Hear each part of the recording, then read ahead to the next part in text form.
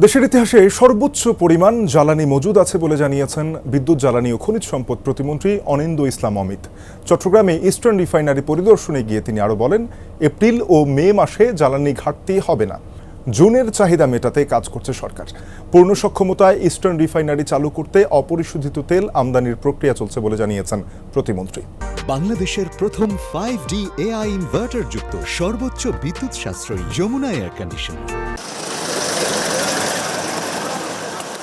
সকালে চট্টগ্রামের Patenga eastern refinery পরিদর্শন করেন বিদ্যুৎ জ্বালানি ও খনিজ সম্পদ প্রতিমন্ত্রী।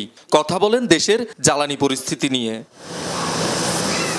দেশের ইতিহাসে সর্বোচ্চ পরিমাণ জ্বালানি মজুদ আছে জানিয়ে প্রতিমন্ত্রী জানান, এপ্রিল ও মে মাসের জন্য কোনো ঘাটতি হবে না।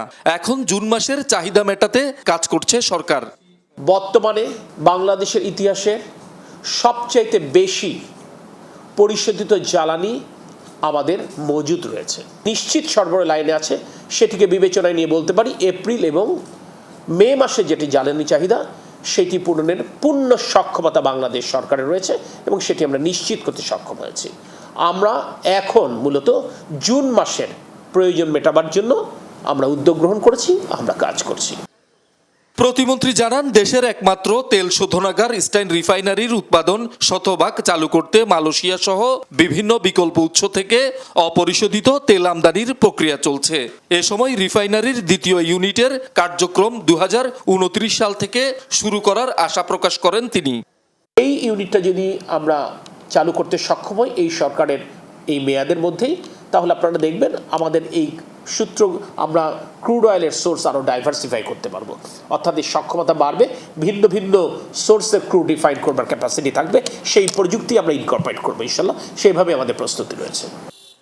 সামগ্রিক জ্বালানি পরিস্থিতি নিয়ে মন্ত্রী আশার কথা শোনালেও বাস্তবতা ভিন্ন।